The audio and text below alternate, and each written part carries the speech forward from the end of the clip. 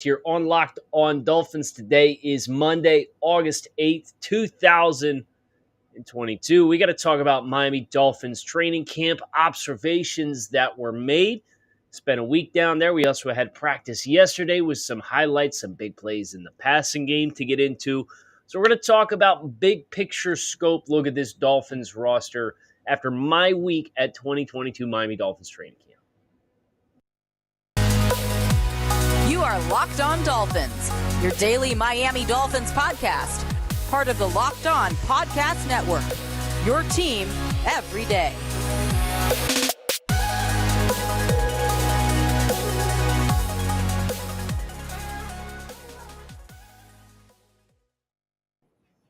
What's going on, Dolphins fans? Kyle Krabs, your host here on Locked On Dolphins, lifelong Miami Dolphins fan, director of scouting at thedraftnetwork.com, and your host here on the show. Today is Monday, August 8th. I want to thank you guys for making Locked On Dolphins your first Miami Dolphins listen of the day. Today's episode is brought to you by our friends over at BetOnline. BetOnline.net has you covered this season with more props, odds, and lines than ever before.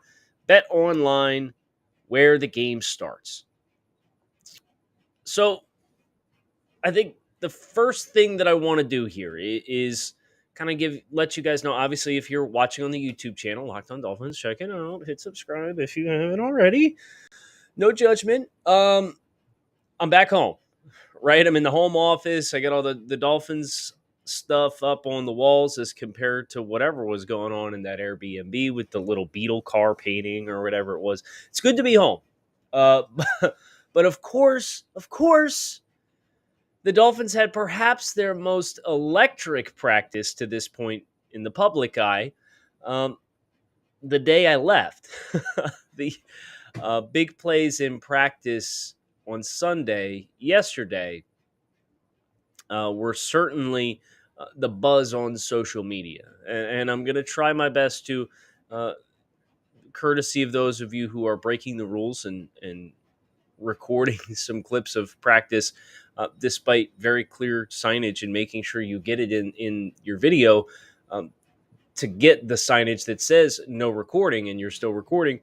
I can make some observations on those plays and tie it into the overall arching themes of what I saw throughout the course of training camp. And that's what we're going to do today on the show. Just kind of a big picture look at each position group in general. Some players that I think are in good standing, some players that I think need to turn the heat up a little bit, and any changes that I had in kind of my active roster forecast for the start of the season. Quarterback position, the big storyline is really how well and how consistent Skylar Thompson can play. He's a tough dude. He's got a little bit of pop to his arm. And I really like Skylar. When Skylar came out in the draft process, and it's up on the board behind me, you can't see his name, but he's over there in the 5th round bucket. We had a 5 on Skylar at the Draft Network when he came out. So for him to get drafted in the 7th round, it's a good value as a pick. He, of course, has made some splash throws throughout the course of camp. But Tua Tagovailoa is your established starter. And I don't think there was a single day of practice that came and went in which I didn't feel as though Teddy Bridgewater was a better player throughout the course of that given practice than Tua. That's set in stone. And we knew that was the case with the communication that the team had in the public eye. Tua Tagovailoa is the starting quarterback of the Miami Dolphins. And man, did he have himself a heck of a practice yesterday. The general flow, I thought he was good last Tuesday. I thought he was okay on Wednesday. Thought he was out of sync on Friday. Thought he started slow but finished strong on Saturday, and then had an excellent practice yesterday from all accounts. Whether that was Omar Kelly or Travis Wingfield or Joe Shad, like all of them. The general consensus from everybody in attendance, plus my own observations from what we were able to see, based on those of you who are daring getting kicked out of camp, probably his best practice. So you obviously want to see the consistency strung together, but Tua's making the kinds of growth within this offense and this install that you would want to see him make. And I think it is important to have the context. And I know I mentioned this on Saturday, but some of the concepts that Miami was running throughout the course of the week are not going to be their staple plays. And I saw a couple looks at plays that you would consider to be more staple-ish types and core concepts on the Sunday practice. So I think we're in good shape as far as the expectations we have. The big mystery is, will Skylar Thompson make the active roster? I don't think I would put money on it, even though he's been good, because the rest of this Dolphins roster is really good. And you're going to need to carry those bodies selectively. And I don't know that Skylar playing any level of football is going to convince the team, yes, we need to use an active roster spot on a developmental third quarterback. In the backfield, you got three names that flashed, one of them being a fullback. Edmonds and Mostert, the speed that they obviously have, and Edmonds, I think, is an instinctual runner and sets up his blocks particularly well. Mostert is that true speed to the edge. Both of those guys look really good. Alec Ingold is going to be a major player in what we do, especially with the tight end room being as quiet as it was this first week. Ingold is a player who I would expect to see the Dolphins continue to phase in as he recovers from a knee injury last year. And I expect he's going to be a player who plays a significant amount of snaps and all over the place. Kind of like what Durham Smythe was last year. Like, I would expect Ingold to commandeer that type of multi-tool role in this Dolphins offense. And as he continues to get healthier and healthier, I will be interested to see, okay, are they going to put him at H? Are they going to put him at fullback? Are they going to put him at split back? Are they going to put him out wide, then motion him in? And there's a lot you could do with this player. And I think you're seeing the early flashes of that at camp. Alec Ingold's going to be a fan favorite. Was hoping to see a little bit more from the depth in the backfield, especially it is a little concerning with Raheem Mostert being a player with the kind of injury history that he has. You do have Chase Edmonds to lean on. Sony was relatively quiet last week when I was out. Didn't really see much from Miles. I think Savon Ahmed does have an inside track over Miles just because of the speed that he has to the outside as well. So I don't think that my expectations have necessarily changed in the running back room, but it was good to see Ingold have the kind of versatility that the team was willing to use for him. And Sony Michel just probably a little bit more quiet than you maybe ideally would have liked to have seen, given the fact that he's got the potential to be your between the tackles type thumper back. Wide receiver, man, you got a lot of options. And here's what I'll say. Jalen, Tyreek, Cedric Wilson is a hell of a 1 through 3. They're going to make a lot of plays. Ezukanma, excellent camp thus far. The rookie really coming into his own. If I had to pick the next two names, though, I think we all kind of knew these 1 through 4 was kind of established, and these players had a recent commitment from the Dolphins. It's probably Trent Sherfield and Mohamed Sanu, to be honest with you. Preston Williams obviously voiced his displeasure last week. He made a couple plays on Sunday's practice, but generally speaking, this isn't a player who's been moving the needle, and separation is not something that he's particularly adept at right now.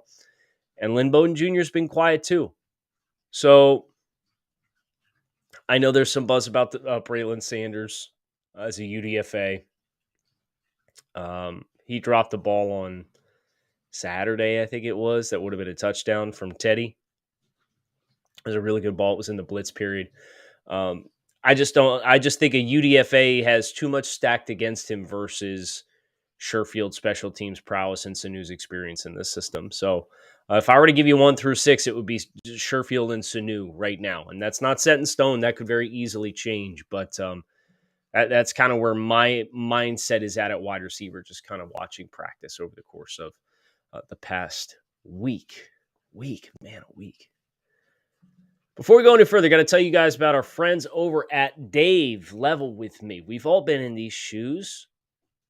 A little short on cash. Maybe you can only put a couple of gallons worth of gas in the car. You got to save the date for your 18th wedding of the summer. Whatever it is, if you're living paycheck to paycheck and struggling to make ends meet, it can be really stressful when unexpected expenses pop up. Dave is the banking app that is here to help. It can help you get up to $500 instantly with extra cash. That's more money to fill your tank, buy a wedding gift, or catch up on bills. You can finally tackle those expenses that have been stressing you out without any hangups. There's no interest or credit check required. Millions of people have already downloaded the Dave app to get the financial relief they need with extra cash. So if you're in a pinch and need a little extra help, download Dave and think of it as a helping hand from future you. Download the Dave app in the App Store right now. That's DAVE. Sign up with an extra cash account to get up to $500 instantly. For terms and conditions, go to dave.com/legal. Instant transfer fees apply. Banking provided by Evolve. Member FDIC. Future you. Well, thank you.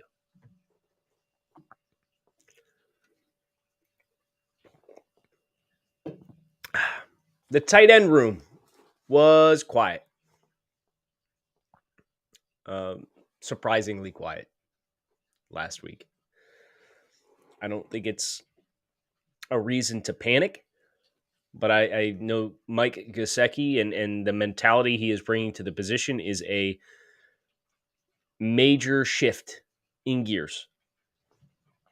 Hunter Long, second-year player, had a couple nice isolated reps, but was not taking the second-year leap that I was hopeful to see. Now, granted, it's still very early. It's the first week in camp in pads. And he was a catalyst on a couple of nice runs as a blocker as well. But he had one day where he dropped a couple balls, including a gimme that would have been a long gain. Then he sat down in a hole in zone coverage from Tua.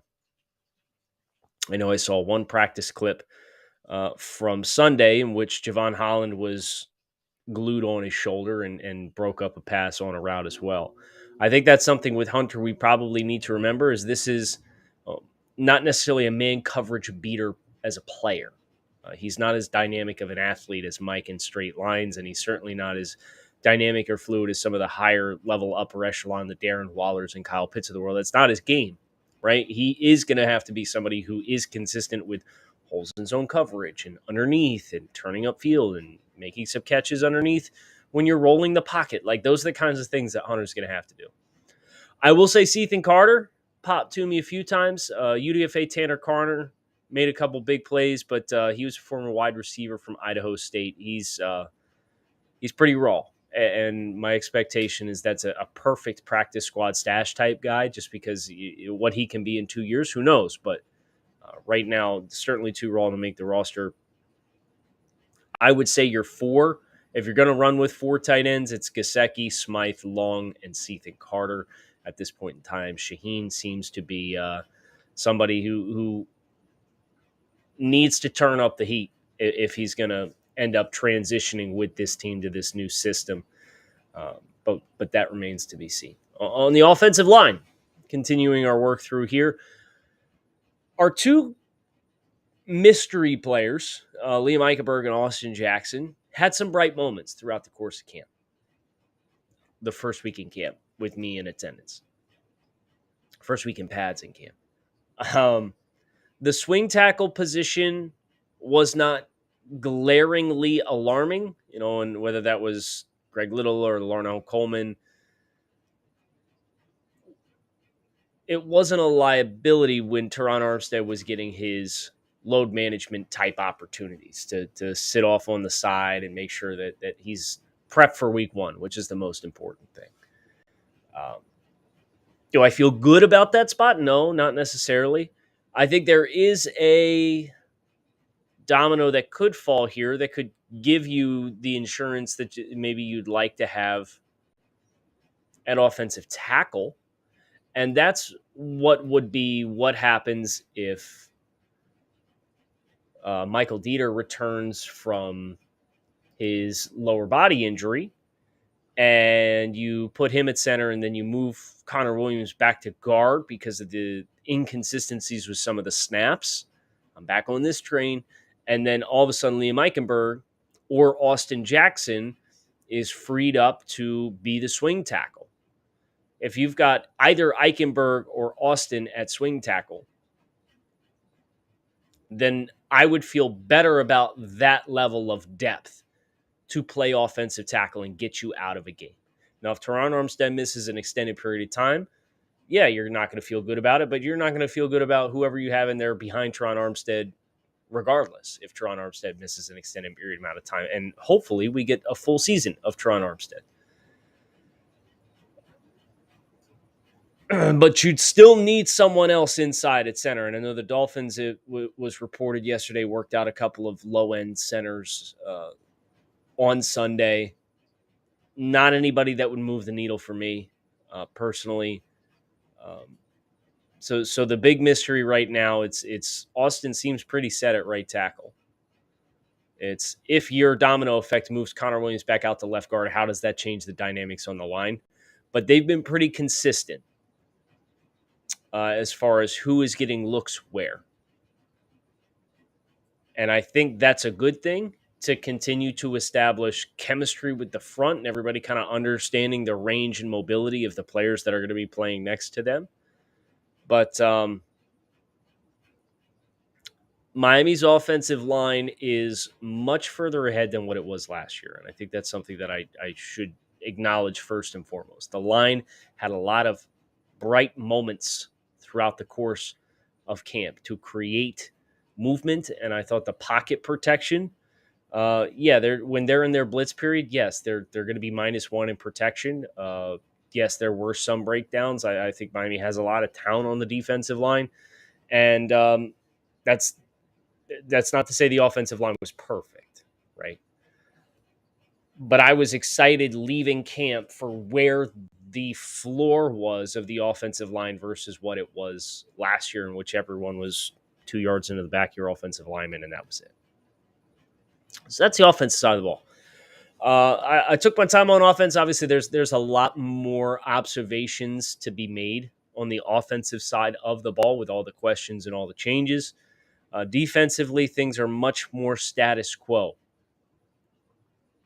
Wilkins, Davis, Agba, Sealer, Jenkins, Phillips, Van Ginkel, Melvin Ingram.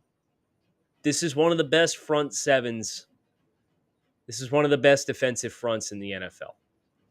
And you should have that expectation for this group. Yes, it was a little bit surprising that they moved on from Adam Butler with an injury designation. But this has a chance to be a very, very firm tone-setting, physical group up front. And I think this is what really gives me some enthusiasm for the Dolphins defense is the stout play that you can have on the line of scrimmage paired with the man coverage ability on the back end is a really nice blend. And it's going to position the Dolphins very well to be able to match up against teams that want to run the football and play physically up front, like the Baltimore Ravens and the New England Patriots, who are the first two teams on the schedule for this year. That's important to note. And I think that, the mentality and the mindset of just about everybody around that unit is we are fine-tuning to be a well-oiled machine. And yeah, you got to finish what you started there, and you got to make sure you're in the right place. But the mindset is proper, and the talent is there, and the depth is there.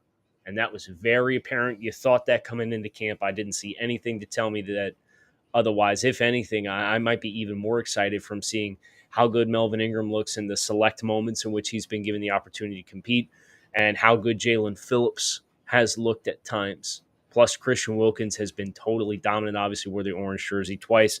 So there's a lot to like up front for the Dolphins. There's also a lot to like with our friends over at BetOnline. BetOnline.net is the fastest and easiest way to check in on all your betting needs. Find your favorite sports and events at the #1 online source for odds, lines, and games. Find reviews and news for every league, including Major League Baseball, the NFL, NBA, NHL, combat sports, even golf. BetOnline continues to be the top online source for all your sports wagering information, from live in-game betting, scores, and podcasts. They have you covered. Head to BetOnline today or use your mobile device to learn more about the action. BetOnline, where the game starts. The linebacker group for the Dolphins. Let's make sure we're setting expectations for young Channing Tindall accordingly. The athleticism is evident. But this is somebody who I think you're going to probably see weaned in at the beginning of the season, and I didn't see anything to change those expectations. Now, the athleticism is crazy good. I mean, he's carrying 3 strong vertically up the field on a divider route 40 yards downfield against a wide receiver. Like, you don't got that athleticism in a lot of guys. But Baker, Roberts, Riley, Iguavin, I think that's your core of, well, I should say Baker's going to be your every down player. Roberts is going to be your between the tackles thumper. Riley and Iguavin in pressure roles. And Tyndall as somebody who I think you just kind of find opportunities to get him on the field to just be a reactive athlete in space early on. And I think if you could find and strike that right balance, plus the hybrid players that you have in Van Ginkel and Melvin Ingram and Jalen Phillips, your linebacker room can be plenty effective and plenty versatile. I didn't see any unexpected developments in that group that would change my expectations for who makes the team or who's competing for what kind of role. There were not a lot of surprises on defense. I think the biggest thing on defense that we got in general was with Byron Jones on the PUP list. You got to see Noah Benogany and Trill Williams and Keon Crossan. Some of these guys compete for this outside corner number 3. Obviously, you've got Nick Needham inside in the slot. And I'll say this. Everybody wants to give Noah grief because Noah was a first-round pick and hasn't made an impact in 2 years. And even on some of the clips that you see, yeah, guys, he's covering Jalen Waddle and Tyreek Hill. He's going to give up a step of separation, but he's in a much better place as a football player than what he was this time last year. And I'm not saying Noah Igbenogany is going to go on to be a quality starter for the Miami Dolphins for a long period of time. But I am going to say that Noah Igbenogany, if he had to play in a game, I'm not holding my breath to the same degree that I was holding my breath last year if you told me that circumstance is going to happen. Because Noah last year was getting posterized because he couldn't find the ball and he was falling all over himself trying to look back and find the football. Noah Benogany this year is in phase. He's in position. He's defending 4-3 athletes, so that late burst is there. But there's going to be a lot of receivers in the NFL that I would feel fairly comfortable with Noah Benogany recovering if he had to. Now, same for Trill Williams. I think Trill Williams is a heck of a football player in his own right.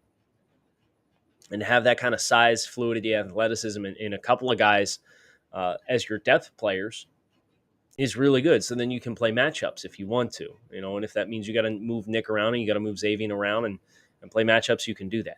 But the competitiveness of that group with that CB3 spot, I think, was the big storyline from the secondary. For those of you who are hoping to see a surprise in Cater Kuhu or Verone McKinley make the roster, I understand Verone McKinley's had an interception in practice on Saturday and Sunday. I'd still would be very, very surprised to see a UDFA from this year make the secondary.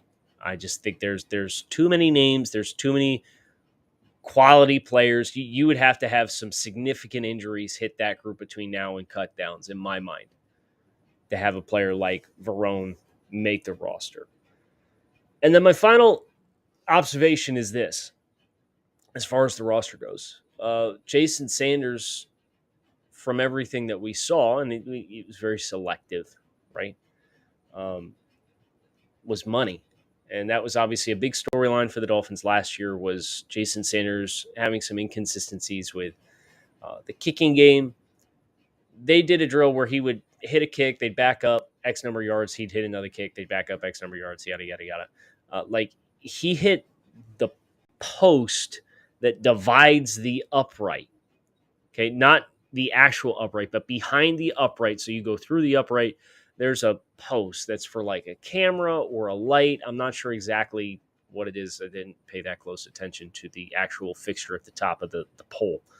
But it is aligned right down the middle of the uprights. And I think he hit it 3 times with like 6 or 7 kicks, like right exactly down the middle, scientifically exactly down the middle. So Sanders looking very good in camp, and I'm excited to see what that return to form looks like for him in 2022 as well. But that's kind of my walkthrough roster coming out of training camp, kind of expectations that may or may not have shifted, some names that I'm hoping we see more of in the preseason to kind of solidify what we thought that they were, because they didn't necessarily start fast. And that's, again, not the end of the world if they don't start fast, but it is a part of the evaluation process that now we can kind of start to temper our expectations or set our expectations accordingly and then go from there. Hope you guys enjoyed this Monday episode of Locked On Dolphins, your team every day. We don't just say it, we live it. Make sure you keep it locked in right here on Locked On Dolphins. I'm Kyle Krabs. Thanks for checking out the show. Enjoy